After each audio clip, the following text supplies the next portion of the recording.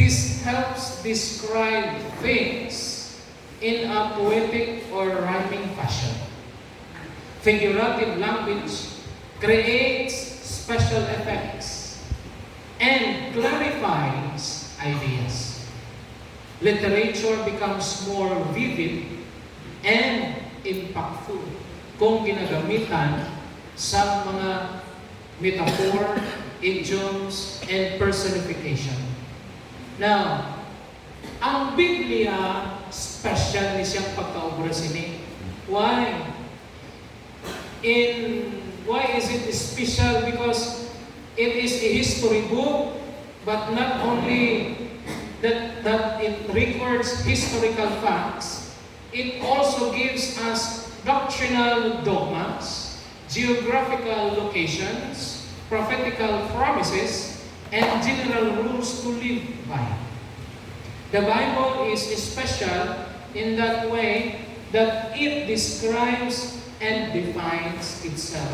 Now, gamito natin sa sining nga gabi ang 5 phrases of figurative language nga ara sa Bible that describes itself.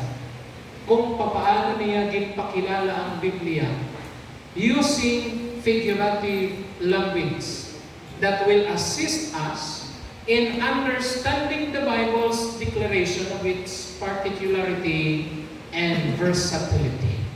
Aton nga makilala ang Bible, pinaagi sining 5 phrases of figurative language. So, isa-isa natin. Number 1, the Bible is a two-edged sword. Amen. Espada nga duha sang sulab. Kung ang espada isa lang sulab, daw samurai lang ina. Sword, two-edged sword. Hebrews chapter 4 in verse number 12. Open your Bible. Hebrews chapter 4. Hebrews 4:12. Open your Bible. Basahan natin sila. And sharper than any two-edged sword, piercing even to the dividing asunder of soul and spirit, and of the joints and marrow, and is a discerner of the thoughts and intents of the heart. Now, immediately, ang nagsulat sa book of Hebrew, gin-reiterate niya ang 2 important doctrinal truths about the Bible. Ano nang duha ka-important doctrinal truths nga ginbasa natin sa verse 12? Number 1 doctrinal truth is that it is quick and powerful. The Bible is quick and powerful. Amen. Now, the word quick, mag-remind ini siya sa aton sa sinulat ni Apostle Paul in 2 Timothy chapter 3 verse 16. Ano nakasulat nila? The Bible says, all scripture is given by inspiration of God and is profitable for doctrine, for reproof, for correction, for instruction in righteousness. Amen. The Word of God is given by inspiration of God. The word quick that has or does not mean fast or speedy. It doesn't talk about speed.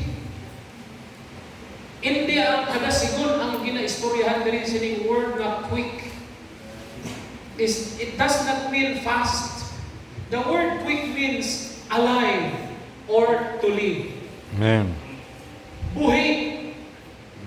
The Word of God is quick.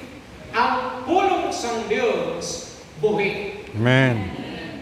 Nga ang buhi because it is the breath of God. Given by inspiration of God. Kaangay sa pag-create sang Diyos ang tao, halin sa yago, ginporma niya nga tao. Kaya nyo na? Hindi. Ang aton lang niya kaya ipormahon clay. Correct? Kagi ka mahampang clay, ginhimo ni mga tao. Correct? Yeah. Pero yan po, kagi na kamo. The Bible says, ang Ginoo ginhimo niya ang tao halin sa yako. Why man kamo butang sa Bible kung ginbasa niya to tubig. Basta halin sa iyo. Ara na, natapos na, may ilong, may mata, may dulungan, may baba, may liho, may dulong kung nipis na liho or kung damo ng liho. May lawas, may kamot, may tiil. Pero walang pagginhawa. Patay pa. And the Bible says, God, ginhuy pa niya ang nostrils ng tao, and the Bible says, man became a living soul. Amen. So ang kabuhi, halin sa ginhawa sa Diyos. And the Bible tells us, Scripture is given by inspiration of God. That means God breath. So it is alive. Buhi ang pulong sa Diyos. That is the exact explanation of inspiration. The Bible is God-breathed or a living book. Not only that it is a living book, it is also powerful. It is effectual. It is active. We learn back in Psalm 19 verse 7 to 9. The Bible says, the law of the Lord is perfect. It is active because it converts the soul. The Bible says, the testimony of the Lord is sure. It makes wise the simple. The statutes of the Lord are right, rejoicing the heart. The commandment of the Lord is pure, enlightening the eyes. The fear of the Lord is clean, enduring forever. The judgment of the Lord are true and righteous all together. Amen. The Bible is as a two-edged sword. It is quick and powerful, but not only that, it is sharp. There is a distinct sharpness. May kapinasahi ang iyang katalong. Kapinasahi is ang iyang katalong is that it pierces. The Bible says, even to the dividing asunder of soul and spirit. Of course, kung physical sword, hindi kadulot sa espiritu. Amen? Pero Bible ang ginaistoryahan tayo. Ang katalog sa Bible, sobra pa sa any two-edged na makautod, makapiha sa soul and spirit. Amo na katalog.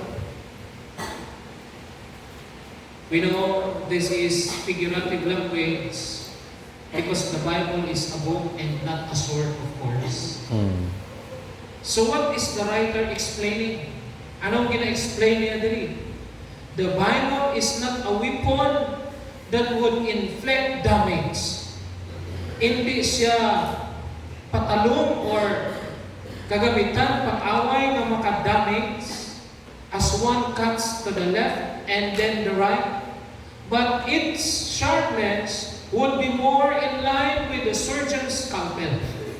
Pwede si Doc Shenan din. Si Doc Shenan ano na siya kung paano mag-opera. Ang doktor, may surgeon, mayara na sila gamit na ginatawag scalpel. Gamay na siya na blade na what kung anong pagkapo na siya may pagkakita. Scalpel panawag sila. Ginagamit nilang scalpel para yan na mag-ayo ka. Not to destroy. Amen? Pero si tatay ko sa una, napangapon siya sa ido, napangapon siya sa baboy. May kutsilyo na siya na ginagamit. Ginagamit niya na para pihapon ang itlog sa baboy. Kagkuhaon itong sinilya sa baboy sa sunod sa itlog. And then,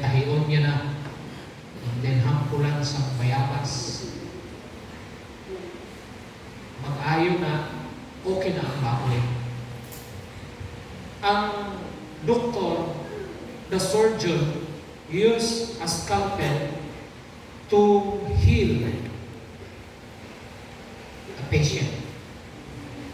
The surgeon's scalpel opens to see what is wrong and then cuts and removes the diseased part or cancerous parts of the body. Specifically, ang Biblia as a two-edged sword of the Bible is used on all men so that our soul and spirit will be healed. So, muna gali ka-importante ang Biblia. It cuts so that you will be healed. It pierces even to the dividing asunder of soul and spirit so that something that is wrong will be taken away and you will be healed.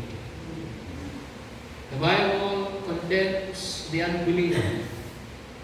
Kung ginabasa nato ng Biblia, it will open up the unbeliever's heart to their sin, sickness, and their need for a Savior. Diba sa ginsulwiling kita, pagkabatik nato na makasasala kita, napilasan kita. Amen? Pati ng pilas na amoy ng pamaagi ang pulong sa Ginoo magsulod sa atong tagipusoon, kuhaon niya to ang hindi maayo. Islam sa kaayon. It condemns the unbeliever and it convicts the sinner. The Bible is our guide. The Bible is our guide as a believer, and it points us to the areas that needs correction sa kabuhi natin. Dividing and discernment. The symbolism of two-edged sword in Roman times, sa tinion sa mga Romano, sa Roman Empire, illustrate the power of judges and magistrates to get the conclusion of a matter. Dividing and discerning. The purpose was to expose what was unseen to get the answers needed. Dumduman niyo itong kapanahunan ni King Solomon. May duhang kananay nag-agaway sa buhig na bata. Nagduman sila bata sa sinanggabi. Pero ang bata sa isa, patay. Ang bata sa isa, buhig. Pagkakita sa nanay nga patay iya bata, ginkuha iya bata, samtang tulog tong isa kananay, gin-islam niya. Ang buhi nga bata, ginkuha niya. Ang iya patay nga bata, ginbulos niya. Pagkabugtaw sa nanay nga nagakatulog, kay patitiyon niya na tani iya nga bata, natalupang na niya nga way nagaginhawa, way nagagiho, patay na. Tiduhamon lang sila para ito. So, in-istorya yung nanay. Wala na mati. Nag-agaway na sila. Ginadala sila karon sa kay King Solomon. Anong ginhimo ni King Solomon? Sundalo!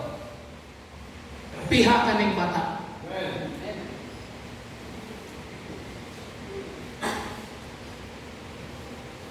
Dito nabaluan kung sinong tuod na nanay. Kaya tuod na nanay, siling niya, mahal na hari. Ihatag na lang sa iya. Pakamayuhon ko nga mabuhi, kag siya ang magatipan sa pihakon na mapatay. Pero itong nanay ang mapatay bata niya, sila niya, sige, biha ka. Ayaw mo na ganit para may makapulo sa amo.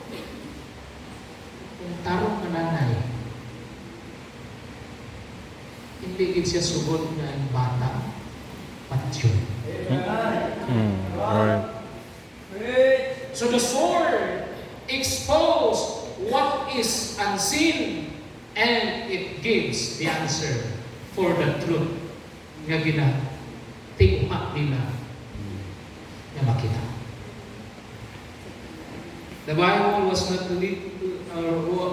written to flatter or to condone wicked and ungodly behavior. Ginsulat ang Biblia for our good, to expose the sin in our lives so that it could be removed from us and that we would live a godly life. The Bible says in 2 Timothy chapter 3 verse 16 that the man of God may be perfect. Amen. Thoroughly furnished unto all good works. So the Bible is a two-edged sword. Number 2, the Bible is a fire. Kalayo. The Bible is a fire. Let us open our Bible, the book of Jeremiah, chapter 23, verse 29. He preached the message of God, and the people refused to listen. Nagwalis siya, pero ang tao hindi mamati. Kaagin na ta sina? May mga tayo magsuluhinig ta, ang ginasuluhinig natin, may kapamati, no? Si Jeremiah, nagwalis siya, mga katawan hindi mamati sa iyo. Si Pashur, nga priest na ginagani, pero ginbakol niya pa ining si Prophet Jeremiah. Not only that, ginlatigon niya si Prophet Jeremiah, ginpapriso niya pa si Prophet Jeremiah. Now, kung ato ni-imagine, si Jeremiah nga ato sa prisuhan, he was discouraged. And he came to the point that he is determined not to preach again.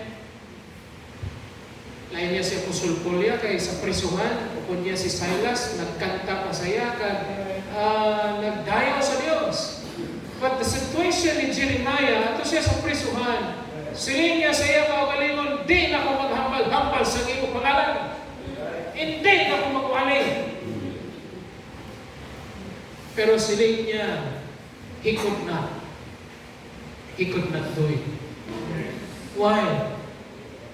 Siling niya, but His word was in my heart as a burning fire, shut up in my bones, and I was weary with forbearing, and I could not stay. Ang pulong sa Ginoong nagdamdam sa iya. The fire of the word is cleansing. As a fire, ang pulong sa Ginoo makahimo sa pagtinlo. Naangay pala sa gold. Kung gusto mo ang gold ma-purify, paagyon mo siya sa kalayo. Initol na siya na initol sa kalayo hasta na ang dross niya maglutaw, tuhaw ng ina dross. Ma-purify ang gold. There is a term in the Bible, purified 7 times. Grabe na ng purification. Tanan na pinaagi na sa kalayo. The Word of God as a fire, it cleanses us. Proverbs 25 verse 4, the Bible says, take away the dross from the silver, and there shall come forth a vessel for the fire. The fire of the Word of God will burn away errors in our life. False prophets and false prophecy is strong. The truth will burn away. Fire of the Word of God convicts. It is convicting because it exposes sin and convinces us of our need to be aligned with God's Word. The Bible as a fire constraint. Fire of the Word of God is a constraint. That means it obligates us and will drive us to share it with others. Kung ikaw luwas na, ginashare mo sa iba. Amen. tagipusoon, kaginang dagdag sa tagipusoon, sa atong tagipusoon, sa pulong sa Dios, magtulod sa aton nga mag-share sa pulong sa Ginoo sa ito. Ang problema kung ang imong gugma nagbugnaw na. Kaya kung nagbugnaw na gani ang imong gugma, then ang pulong sa Ginoo di katalaw sa imo. Amo na nga dapat may ara gyapon nagbugma. Amen. Amen. Number 3. Number 1, the Bible is number 1, Sword. two-edged sword. Number 2, the Bible is Fire. fire. Number 3, the Bible is a hammer. Nanaring sabi ng klase hammer kung tunanin mo po si Sabo. Pero isa lang na, or the same yapon ang ilang purpose.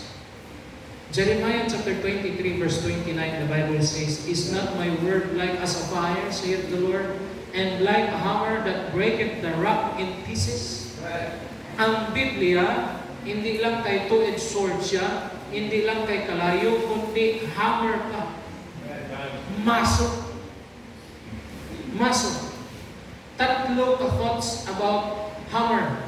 Una, the hammer breaks hardness. Bisan ano katig-a, basta ginamaso, mabukagin. The hammer will smash a stony, unrepentant heart. So kung tig-a imo nga tagipusoon, hindi na paghulata nga martilyo na.